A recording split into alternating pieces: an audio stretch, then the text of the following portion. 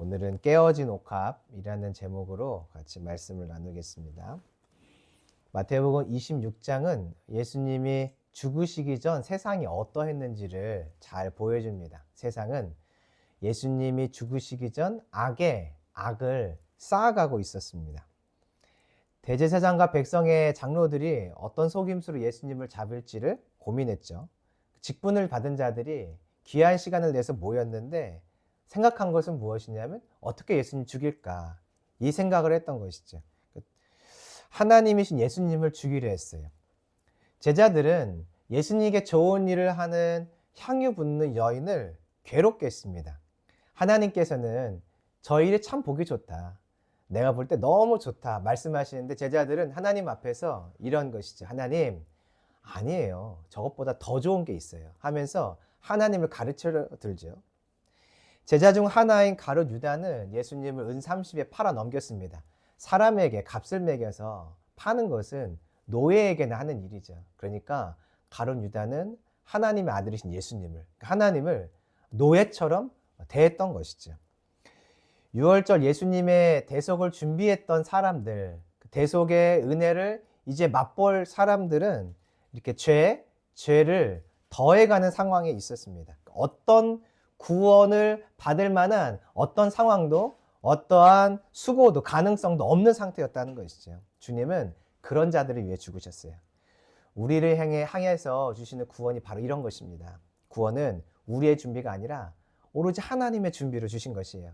내가 얻은 그 구원의 은혜에 대해서 우리가 그래서 감사해야 되고, 전혀 준비되어 있지 않은 영혼들을 보면서 실망하고 낙심할 것이 아니라, 저들을 위해 주님이 죽으셨지, 저들을 보면서도 주님은 십자가의 길을 결국 걸어가셨지 생각하면서 준비 안 된 영혼들을 보며 하나님, 저들에게도 주님이 준비하신 그 은혜의 구원의 역사가 일어나길 소망합니다 하고 우리가 간구해야 할 것입니다. 내가 준비되지 않은 가운데 은혜가 나에게 임하였다면 준비되지 않은 저 사람에게도 하나님의 그 은혜는 얼마든지 임할 수 있기 때문인 것이죠. 이처럼 사람의 죄가 최고조에 다다르고 있을 때, 죄를 물고 와서 더 죄가 쌓여져 가고 있을 때 보통은 하나님께서 어떻게 하셨냐면 심판하셨어요. 하나님의 아들들의 죄가 가득할 때 하나님은 홍수로 심판하셨고, 바벨탑을 쌓으며 죄를 지을 때 언어를 혼잡게 해서 징계하셨고, 이스라엘의 우상 숭배를 할 때는 북이스라엘과 남유다를 그 땅에서 쫓아내는 징계와 심판을 하시죠. 그러니까 보통 성경에서 죄가 쌓여서 가장 악하게 되었을 때 하나님은 심판하셨어요. 왜냐하면 징계와 심판이 사람들을 돌아오게 하기 때문이죠. 자, 그런데 오늘은 예수님 당시에 그 악한 자들을 보시면서 하나님이 땅을 심판하지 않고 그 심판을 예수님에게만 하세요. 왜 그럴까? 이유가 있습니다. 내 죄를 대신해서 죽으신 그 십자가 앞에 서면 결국 사람들은 마음을 찢고 주님께 돌아오는 새 삶을 살게 되기 때문이에요. 그 증거가 장례를 준비했던 그 여인이죠. 여인은 남들보다 먼저 예수님의 십자가 앞에 있었어요. 그의 눈, 그의 마음, 생각은 남들보다 먼저 십자가 앞에, 죽음 앞에 있었죠. 그 죽음 앞에 서자 그의 삶이 바뀌어요. 그가 준비했던 옥합을 깨뜨리고 귀한 향유를 다 주님께 쏟아붓죠. 미래에 대한 나의 준비, 가치에 대한 나의 기준, 좋은 일에 대한 나의 경험, 판단들을 다 내려놓고 딱 한 가지만 집중하기 시작합니다. 하나님이 지금 이 땅에서 하실 일, 예수님께 하실 그 한 가지 일에 집중하여 자기의 삶을 돌이켜 내어드리는 은혜가 시작되는 것이죠. 십자가 앞에 서면 사람은 반드시 변화되고 새로운 삶을 살게 되어 있습니다. 그래서 주님이 이제는 사람을 심판하신 것이 아니라 예수님께 그 죄를 넘겨 심판하시어 사람들이 그 예수님 앞에, 십자가 앞에 서게 하시죠. 그러면 결국 하나님이 원하시는 그 회복과 돌이킴이 우리에게 일어나기 때문인 것입니다. 오늘 우리가 받은 이 구원의 은혜를 생각합시다. 은혜를 생각하면서 내가 다시 한번 십자가 앞에 서기를 소망합니다. 그러면 우리의 삶에 다시 한번 말씀으로의 정렬이 일어날 것이에요. 그리고 여전히 악함 가운데 있는 세상을 바라보며 사람들을 바라보며 실망하고 좌절할 것이 아니라, 그래, 저들을 보시면서 주님이 끝까지 복음의 길을 가셨지, 구원의 길을 가셨지. 그럼 나도 이 사명의 길 끝까지 가자. 그러면 그 사명의 끝에 결국 그 악한 자가 돌이킬 것을 소망하는 마음으로 우리가 끝까지 오늘 말씀을 보면서 사명의 자리로 나아갈 수 있기를 소망합니다. 자, 1절 말씀 보시죠. 예수님이 이 말씀, 그러니까 다시 오실 것이다 하는 그 말씀을 하신 이후에 다 마치시고 이제 제자들에게 다른 말씀 하시죠. 2절. 십자가 사건을 말씀하세요. 얘들아 내가 여러 번 말했지 나는 이제 그 십자가에 죽을 거야. 그리고 부활할 거야. 이 말씀을 하시죠. 예수님은 계획한 대로 또 말씀하셨던 대로 결국엔 십자가로 가실 거예요. 자, 그런데 예수님은 사람의 죄, 우리의 죄를 용서하기 위해서 우리의 죄를 대신하여 십자가를 지러 가시는데 그때 사람들이 했던 일은 무엇이냐면 예수님께 죄의 짐을 계속 쌓아드리고 얹어드리는, 올려드리는 일을 했던 것이에요. 자, 볼까요? 3절. 종교 지도자들입니다. 그때로 시작하죠. 그때 예수님이 제자들에게 나는 십자가에 죽을 거야 라는 말을 할 때 대제사장들과 백성의 장로들이 가야바의 관정, 저택에 모였어요. 마당에 모여 있어요. 여기서 모였다는 것은 수동태거든요. 그러면 아마 누군가 모여라, 자 지금 모여라 하고 명령을 내린 것을 알 수 있어요. 누군가의 집합 명령, 소집 명령에 따라 이 직분 받은 자들이 모였죠. 4절. 의논할 일이 있었네요. 예수님을 잡아서 죽이는 일이에요. 여기 보니까 흉계로라고 되어 있어요. 미끼를 사용해서 동물을 잡을 때, 물고기를 잡을 때 흉계라는 말이 쓰입니다. 그러니까 예수님을 잡아서 죽이려고 어떤 미끼를 넣고 거기 예수님이 속으면 됐다 하고 예수님을 잡아서 죽일 계획을 의논하고 있는 자리였던 것이에요.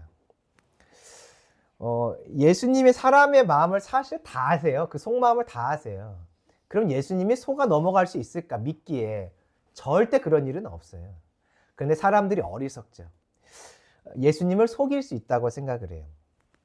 어린 아이들의 모습을 보고 있으면 가끔 재밌을 때가 있습니다. 어린 아이들은요, 어른을 속일 수 있다고 생각을 해요.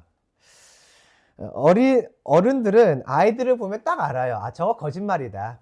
저거 거짓말이다. 나 속이는 거다. 다 아는데, 그래서 어른들은 절대 속을 이유가 없습니다. 그러나 어떨 때 보면 어른들이 아이들에게 속을 때가 있어요. 왜 속냐면 속아서 속은 것이 아니라 속아주는 거죠. 속아주는 거죠. 아이들을 위해서 속은 척. 예수님도 마찬가지예요. 예수님이 그들의 흉계, 미끼를 물고 예수님이 넘어간다면 정말로 속아서 넘어간 것이 아니죠. 속아주시는 것이에요. 왜냐하면 하나님께서 행하실 일이 그 앞에 있기 때문에 십자가의 길을 걸어가셔야 되기 때문에 그들에게 속는 것처럼 보이시지만 사실 속은 것이 아니라 하나님의 뜻을 위해서 넘어가 주시는 것이죠. 사람들이 얼마나 악한지 내 마음 중심을 다 아시는 하나님을 속이려 해요. 예수님을 속이려 해요. 기만하는 것이죠. 얼마나 교만하면 이런 생각을 할까요? 사람들이 이렇게 악했어요. 예수님은 이 사람들의 악한 죄를 짊어지시고 그들을 용서하기 위해 십자가로 걸어가시는데 사람들은 이렇게 하는 거예요. 예수님, 짐이 가벼워 보이시네요. 여기 짐 더 많이 있거든요. 더 가져가세요. 더. 이 죄의 짐 하나 더 얹어드릴게요. 이것을 대제사장들과 장로들, 백성의 장로들이 했다는 것이. 사람들은 예수님의 십자가의 무게를 점점 더 무겁게 만들고 있어요. 자, 5절. 그때 사람들이 말합니다. 밀란이 날 수 있으니까 우리 명절에는 하지 말자. 사람들이 예수님을 죽일 계획을 갖고 마음을 갖고 있긴 했지만 두려웠던 것이 있었어요. 그것은 바로 예수님을 따라가는 사람들이에요. 사람들이 말합니다. 우리 유월절은 지나갑시다. 미완료로 반복해서 말하고 있어요. 그러니까 어떤 사람들은 예수님을 죽이자. 어떤 사람들은 지금이 아니다 하고 계속 이것을 반복적으로 사람들이 하고 있었던 것이죠.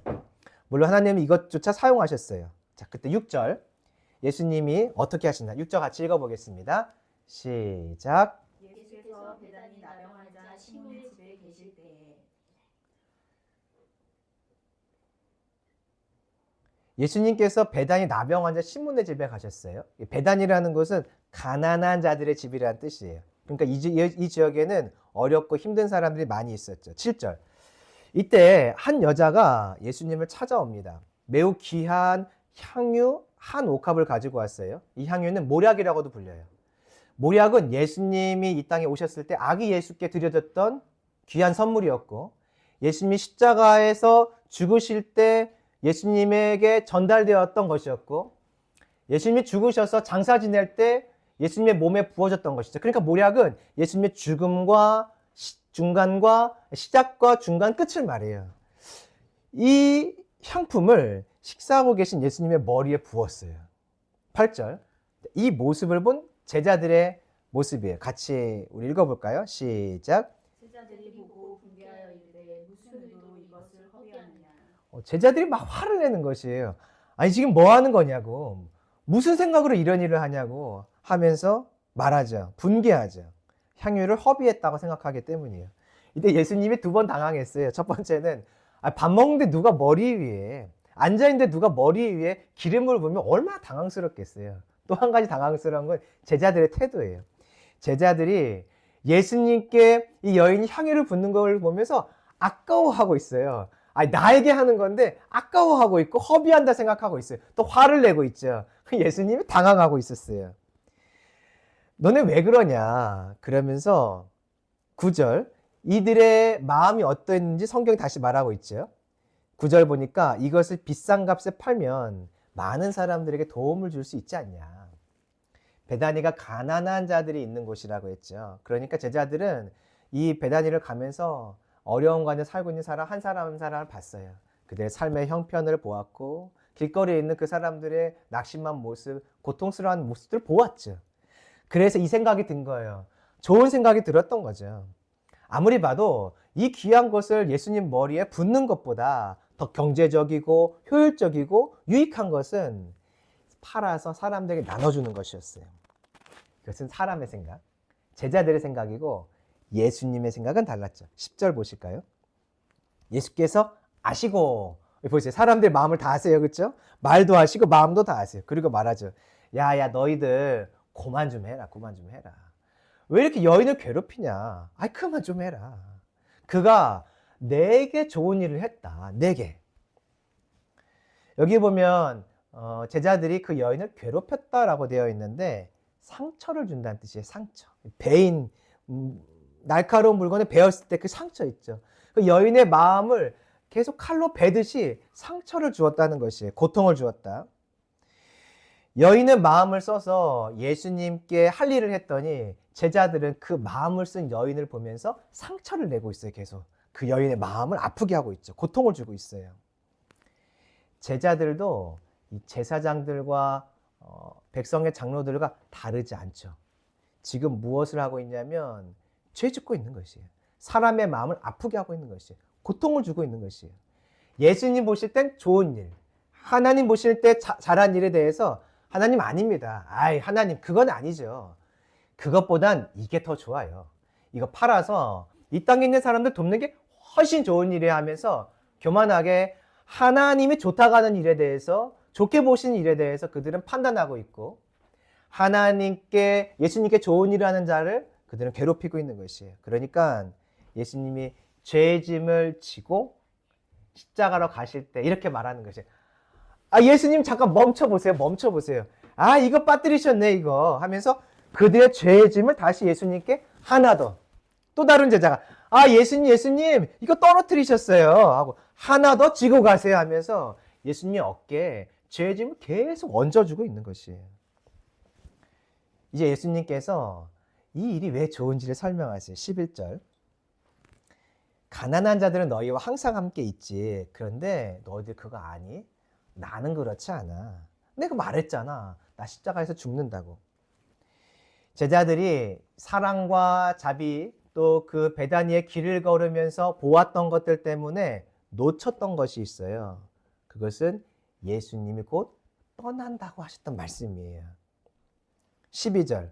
이 말은 단순히 떠난다는 것이 아니라 장례를 치르게 된다. 곧 죽는다는 말씀이시죠. 십자가에 죽는다는 그 말씀이었어요. 제자들이요, 이 말씀을 여러 번 들었어요. 들었는데 마음에 남아있지가 않아요. 예수님께서 이 말을 반복해서 하세요. 그런데 생각 속에 남아있질 않아요. 제자들이 하나님의 때가 가까이 왔는데 그 말씀을 기억하지 못하니까 때를 분별하지 못하죠. 말씀을 모르면 때를 분별하지 못해요. 때를 분별하지 못하여서 하나님의 시간표를 보지 못하면 바른 결정을 못합니다. 바른 결정을 못해요. 이 제자들의 이 생각은 너무 좋은 생각이에요. 아픈 사람들, 어려운 사람들 돕는 것, 하나님 보실 때 선한 것이죠. 그러나 지금은 아니에요. 지금 하나님께서 원하시는 일은 예수님께 향유를 붓는 것이 이게 좋은 일이에요. 하나님의 때가 찼어요. 예수님 곧 죽으실 거예요. 그래서 하나님은 그 향유를 다른 사람에게 쓸 수 있지만 지금은 예수님께 붓는 것을 좋은 일이라고 말씀하시는 것이에요. 우리 안에 이 분별이 있어야 됩니다. 말씀을 알면 하나님의 때가 보여요. 하나님의 때가 보이면 어떤 것이 선한 것이고 좋은 일인지를 분별하여 하나님의 뜻대로 사용할 수 있는 것이죠. 우리 안에 때를 분별하는 은혜가 있어서 하나님이 지금 기뻐하시는 그 일을 할 수 있기를 소망합니다. 자, 13절. 근데 제자들은 그걸 잘 모르죠. 그래서 말씀해 주세요. 이 여인의 행동, 이 여인은 영원히 기억될 거야. 전파되면서 복음이 전파되는 곳에서 항상 기억될 거야. 14절. 자, 그때예요. 그때 제자 중 하나 가룟 유다가 대제사장들을 만납니다. 15절. 왜 만나나 봤더니 마음에 품었던 일을 하려는 것이에요. 마음에 품었던 일, 예수님을 그들에게 넘겨주는 것. 은 30을 받았어요. 예수님을 은 30을 받고 팔아 넘긴다는 것은 예수님을 노예처럼, 종처럼 그가 대했다는 뜻이에요. 하나님을 그렇게 대한 것이 얼마나 사람의 교만함입니까? 악함입니까? 16절 봤더니 그때부터 예수님을 넘겨줄 기회를 찾았어요. 이게 미완료로 되어 있거든요. 그러니까 계속해서 예수님을 언제 팔면 될까? 언제 넘기면 될까? 그 기회를 포착하고 있었던 것이죠. 예수님의 일정 동선에 촉각을 세우고 있었어요. 제자들에게 묻는 것이죠. 야, 예수님 어디 가신대? 오늘 밤은 어디서 식사하신대? 어디서 기도하신대? 예수님이 어디로 가실지, 무엇을 하실지 끊임없이 촉각을 세우고 보고 있고 다른 제자들에게 물으면서 그 정보를 어떻게 전달할까? 어떻게 예수님을 넘길까 하고 계속 그 생각만 하고 있었던 것이죠. 이것이 바로 예수님 가장 가까이 있는 제자의 모습이었어요. 종교 지도자들, 제자들, 그리고 그 중에 한 사람은 계속해서 이렇게 죄를 쌓아가며 죄를, 악의 악을 더해가고 있었던 것이죠. 이것이 예수님께서 이 땅에서 우리를 위해, 사람들을 위해, 구원을 위해서 십자가에 지기 직전의 상황인 것이에요. 전혀 구원받을 준비가 되어 있지 않아요. 악이 가득하죠. 예수님이 당시의 사람들의 모습이 그랬어요. 그런데 이 모습이 우리가 예수님 만날 때 모습과 똑같아요. 우리가 예수님을 만나기 전에 우리 모습과 똑같아요. 우리 이 땅에 죄인으로 태어나죠. 죄인으로 태어나서 하루하루 죄를 쌓아갑니다. 악에 악을 더해가죠. 그러다 내가 예수님 만나는 그 시점이 어떤 시점이냐면 죄가 가득 차서 높이 죄가 쌓였을 때, 그 악이 많이 쌓였을 때, 산처럼 쌓였을 때가 바로 예수님 만난 순간이에요. 왜냐하면 이 땅에 죄인으로 태어나서 선을 행한 사람이 아무도 없거든요. 그러면 내가 하루를 산 만큼 나는 죄를 쌓아갔다는 뜻이에요. 내가 주님을 만난 그 순간은 어제보다 그 순간만큼 더 죄가 쌓여져 있는 순간인 것이죠. 그래서 예수님 만나는 그 순간이 나의 죄가 가득 산더미처럼 또 바벨탑처럼 높이 쌓여있던 그 순간에 주님이 나를 찾아오신 것이에요. 이제 그만해라. 그 길 그만 가라 하면서 주님이 나의 삶을 주께로 돌이키시며 죄 짓는 삶에서 죄를 멈추는 삶으로 돌이키게 하신 바로 그때가 내가 죄가 가득 차 있을 때, 죄가 만연해 있을 때, 산더미처럼 나의 악이 높이 쌓여 있을 때인 것이죠. 주님은 그때 나를 찾아오셨어요. 그때 나를 찾아오셔서 나를 위해 지신 십자가를 보여주시고 나를 대신해 죽으신 것을 알려주시며 깨닫게 하셔서 나에게 구원의 은혜를 주시는 것이죠. 오늘날 이 세상을 보고 있으면요, 이런 생각이 들어요. 악이 점점 쌓여져 가고 있구나. 죄가 점점 쌓여져 가고 있구나. 사람들의 이 개방된 생각이 좋은 쪽으로 나가는 것처럼 보이지만 하나님의 말씀과 법과 어긋난 길로 계속 가고 있어요. 사람들이 기술 개발을 합니다. 정말 신기술들을 많이 개발을 해요. 그런데 보고 있으면 영화에서처럼 저 기술들이 결국에는 하나님의 말씀과 다른 윤리적인 문제가 날 수 있겠다. 하나님의 뜻을 대항하는 방향으로 저 기술들이 쓰임받을 수 있겠다 하는 그런 두려움들이 생깁니다. 이 악한 세상의 모습들, 악한 사람들의 모습들, 악한 기업의 모습들을 보고 있으면 우리의 마음이 낙심될 때가 있어요. 넘어질 때가 있어요. 그런데 그것이 아니죠. 그 예수님이 악한 세상을 보면서 지도자들, 제자들의 그 악한 모습들을 보면서 하신 것이 있어요. 계속해서 십자가의 길, 사명의 자리까지 나가신 것이에요.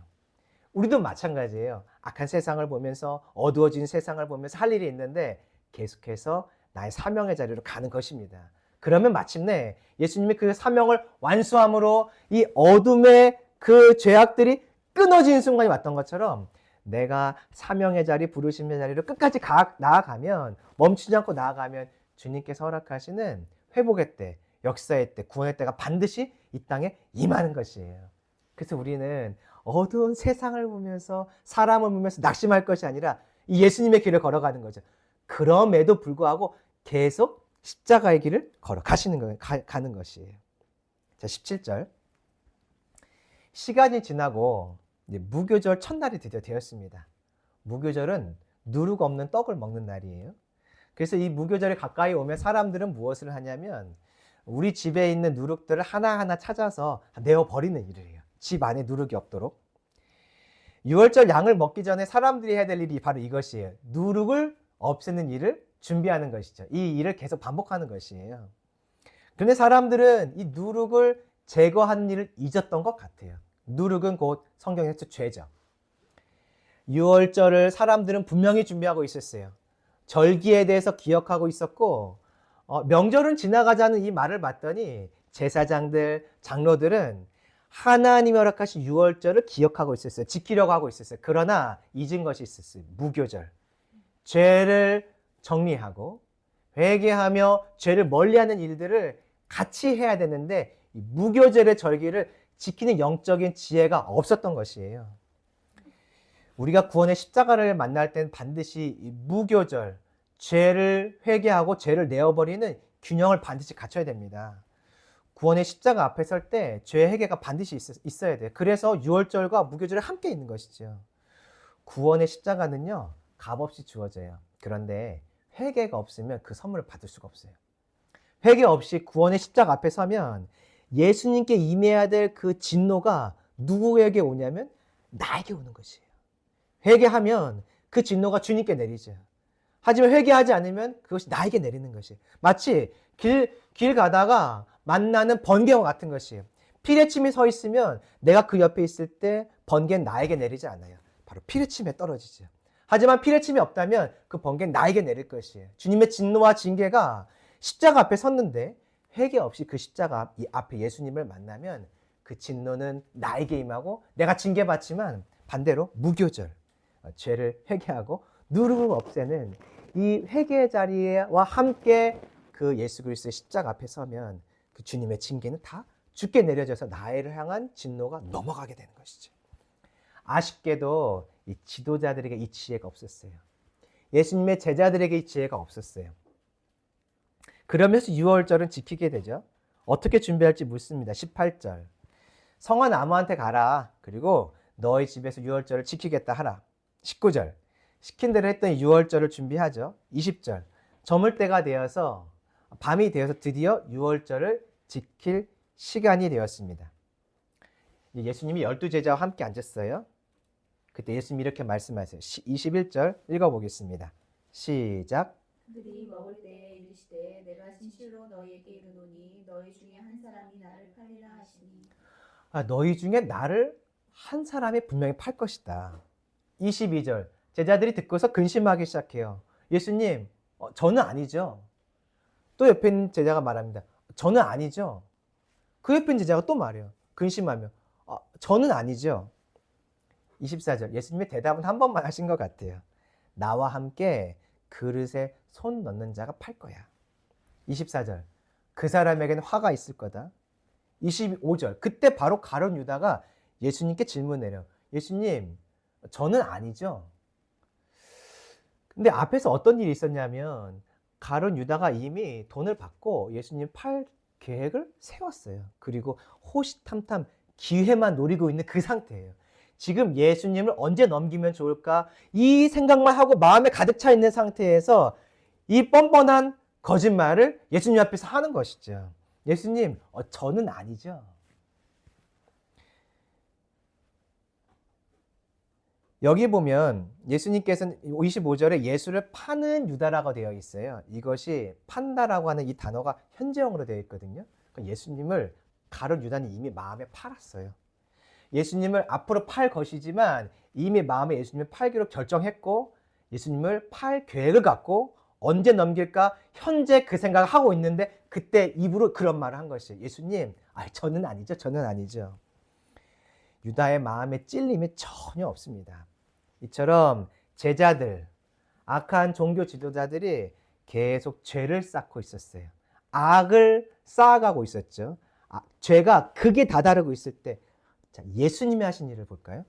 26절 말씀 읽어보겠습니다. 시작. 그들이 먹을 때 예수께서 떡을 가지사 축복하시고 떼어 제자들에게 주시며 이르시되 받아서 먹으라 이것은 내 몸이니라 하시고 26절을 봤더니 떡을 가지고 축사를 하세요. 이 어두운 제자들, 악한 제자들, 저는 아니죠 하는 이 가룟 유다를 보면서 여러분 같으면 어떠시겠어요? 마음에 분노가 막 일어나지 않을까요? 화가 일어나지 않을까요? 다 알고 있는데 아닌 척하며 거짓말하는 이 뻔뻔한 제자의 모습, 이 악한 지도자들의 모습을 다 보고 예수님이 지금 뭐라고 말씀하시냐면 축복을 하고 계세요. 축복의 메시지가 과연 이때 선포될 수 있을까요? 그 제자들, 나를 다 팔아 넘길 제자들, 나를 배신할 제자들, 3번 나를 부인할 그 베드로를 보면서 그 자리에서 축복의 메시지가 나올까? 사람이라면 못할 것 같아요. 저라면 못할 것 같아요. 근데 예수님이 축복을 하고 계시죠. 어떻게 가능할까? 이유가 있어요. 예수님의 지금 마음, 예수님의 시선은요, 어디에 있냐면 십자가에 이미 가 있어요. 26절 보시면 주시며 이르시되 받아서 먹으라 이것은 내 몸이니라 하시고 예수님의 십자가 사건을 말하는 거죠. 지금 예수님은 6월절 만찬을 같이 하고 계세요. 식사 자리에서 하고 계시지만 예수님의 시선은 지금 이미 십자가에 가 있어요. 예수님의 마음은 이미 십자가에 가 있어요. 조금 더 보실까요? 27절 읽어보겠습니다. 시작. 또 잔을 가지사 감사기도 하시고 그들에게 주시며 이르시되 너희가 다 이것을 마시라. 잔을 가지고 감사 기도하시고 제자들에게 주시며 마시도록 합니다. 지금 감사의 메시지를 선포하고 계세요. 이 악한 제자들이 있는 그 상황에서 어떻게 감사의 기도를 할까요? 어떻게 감사라는 표현이 나오겠어요? 마음이 나오겠어요? 이유는 간단합니다. 예수님의 마음과 시선이 제자들에게 있지 않아요. 지금 예수님의 마음, 시선은 이미 용서의 십자가, 구원의 십자가에 가 있어요. 28절 보실까요? 많은 사람을 위하여 흘리는 바 나의 피 곧 언약의 피니라. 이거 십자가 이야기잖아요. 이것은 죄의 사함을 얻게 하려고 용서의 십자가, 구원의 십자가에 이미 예수님의 시선이 가 있어요. 물론 예수님은 지금 눈을 뜨고 잔을 들고 계세요. 포도주의 잔을 들고 계시지만 예수님의 영의 시각, 영의 마음은 이미 십자가에 집중되어 있어요. 29절 제자들과 함께 아버지 나라에서 다시 마시기 전까지는 포도나무에서 난 것을 마시지 않겠다라고 말씀하시면서 30절 또 보세요. 같이 읽어볼까요? 시작. 이에 그들이 찬미하고 감람산으로 나아가니라. 이게 찬양했다는 뜻이에요. 찬양했다는 거. 우리가 예배 전에 찬양을 하잖아요. 그 찬양했다는 게 이 찬미예요. 그러니까 감람산으로 가는데 뭐 어떤 찬양을 했을지 모르겠지만 찬양하면서 할렐루야 뭐 찬양을 하면서 그렇게 콧노래 부르면서 감람산으로 갔다는 것이에요. 감람산은 이제 예수님이 팔아 넘겨지는 장소예요. 조금 있으면 병사들이 와서 예수님을 잡아갈 거예요. 기도하고 있는 그 예수님을 찾아와서 잡아갈 거예요. 그 감람산을 가는데 어떻게 찬미하며 갈 수 있겠어요? 아버지 아브라함이 이삭을 하나님께 제물로 드리러 갈 때 어떻게 콧노래를 부르며 찬양을 하며 갈 수 있겠어요? 이삭이 그 뭔가 이상한 기분을, 이상한 분위기 속에서 제물로 드려지러 갈 때 어떻게 찬양하며 갈 수 있겠어요? 근데 주님이 지금 참여하고 계세요. 그들이라고 되어 있죠. 제자들과 함께 참여하고 갔던 것이에요. 이유는 간단해요. 잡혀가는 상황, 나를 팔아넘길 제자, 악한 세상이 아니라 여전히 예수님은 구원의 십자가, 용서의 십자가에 그 시선이 고정되어 있기 때문에 그래요. 마음이 고정되어 있기 때문에. 그러므로 여러분, 죄가 가득한 상황을 만날 때마다 우리의 시선을 어디에 고정해야 되는지를 알 수가 있어요. 구원의 십자가, 용서의 십자가예요. 그렇게 해서 하나님의 마음으로 우리의 시선을 옮겨놔야 돼요. 그러면 내 안에서부터 축복의 메시지가 선포되고 감사가 나와서 마침내 찬양한 자리까지 가게 될 것이에요. 절대 찬양할 수 있는 자리가 아닙니다. 절대 축복과 감사의 메시지가 나올 수 있는 자리가 아니에요. 그러나 십자가에 집중하면, 그 십자가 하나님의 마음이 있는 곳에 내 시선을 집중하면 그때부터 축복의 메시지가 선포될 것이고 내 입에서는 감사가 나올 것이에요. 마침내 바울과 실라와 같이 그 감옥에서 찬양하는 자리까지 나아가게 될 줄로 믿습니다. 그러므로 어두운 상황, 내 마음을 무너뜨리는 상황들이 올 때마다 우리의 시선이 그 구원의 용서의 십자가로 가기를 소망해야 됩니다. 자, 이렇게 십자가에 시선을 고정하면 전혀 다른 새로운 말, 전혀 다른 새로운 마음, 전혀 다른 새로운 삶이 시작돼요. 그 증거가 무엇이냐면 오늘 본문에 있는 향유를 부은 여인이에요. 이 여인이 한 일이 있는데요. 예수님의 장례를 준비하는 일이죠. 예수님을 보는 이 여인의 영적인 시선은 어디에 있었냐면, 살아계신 그 예수님을 보는 이 여인의 영적인 시선은 이미 십자가라고 했었어요. 살아계신 예수님이 그 앞에 계신데 그 여인은 이 예수님을 바라보면서 십자가에 예수님을 바라보고 있었던 것이에요. 살아계신 예수님은, 예수님의 몸은 십자가에 찢기신 몸이고, 예수님이 무엇인가 마시고 있을 때 그 잔은 이 여인에게 십자가에서 흘리신 보혈이 된 것이에요. 이 여인의 눈에는 그렇게 보였던 것이에요. 지금 예수님은 시몬의 집에 있어요. 근데 이 여인에게만큼 이 자리가 어디냐면 십자가 바로 아래, 골고다 언덕인 것이에요. 그 증거가 무엇이냐면 깨어졌다라는 표현이에요. 깨어졌다. 이 깨어졌다라는 단어는요, 신약에서 어디에 쓰이냐면 예수님의 다리가 꺾이지 않았다 할 때 이 꺾이지가 바로 깨어졌다라는 것과 같은 단어예요. 구약에서 이 단어를 히브리어로 번역을 해서 확인해 보면 이 단어가 어디에 쓰이냐면 출애굽기 12장 6월절 어린 양의 규례에 쓰여요. 뼈를 꺾지 말라. 그러니까 옥합이 깨어지는 그 현장이 무엇이냐면 뼈가 꺾이지 않은 예수님이 십자가에서 죽으신 현장과 같은 것이에요. 옥합이 깨어지는 그 자리에서 이 여인은 무엇을 보고 무엇을 기억하고 어느 자리로 가 있냐면 십자가에서 뼈가 꺾이지 않은 채 죽어 계신 그 예수님의 구원의 현장, 용서의 현장에 가 있는 것이에요. 그거 같은 단어이기 때문에 그런 것이죠. 이 여인이 이미 예수님의 그 십자가의 현장을 보았어요. 그래서 그 십자가의 길을 걸으신 예수님과 똑같이 자기의 모든 것을 깨어 하나님 앞에 자기의 삶을 내어드리죠. 하나님이 가장 귀한 아들 예수 그리스도를 십자가에서 우리의 구원을 위해 내어주듯이 이 여인이 그 십자가의 시선을 고정하자 자기에게 있는 가장 귀한 것을 하나님 앞에서 내어드리게 돼요. 하나님의 뜻 앞에서요. 이제 곧 예수님 장례, 십자가에 죽으시고 장례 치르게 되실 것이니까 이 하나님의 계획을 알고 자신의 가장 귀한 것을 다 깨어서 내어드리는 자리까지 가게 된 것입니다. 십자가 앞에 서면요, 십자가를 보게 되면요, 결국 내 삶은 반드시 바뀝니다. 십자가 앞에 머물게 되면 반드시 바뀌게 되어 있어요. 그래서 주님이 오늘 이 바로 악한 자들을, 그들을 심판하신 것이 아니라 하나님은 예수 그리스도를 심판하여 결국 그들이 예수 그리스도의 심판대 앞에 서서 예수님을 보기를 원하시기에 악한 세상을 심판하지 않고 대신 예수님을 심판하신 것입니다.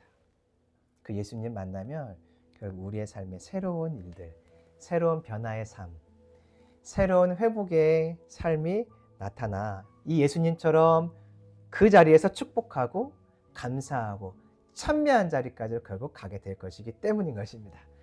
바울과 실라가 예수님을 만났죠.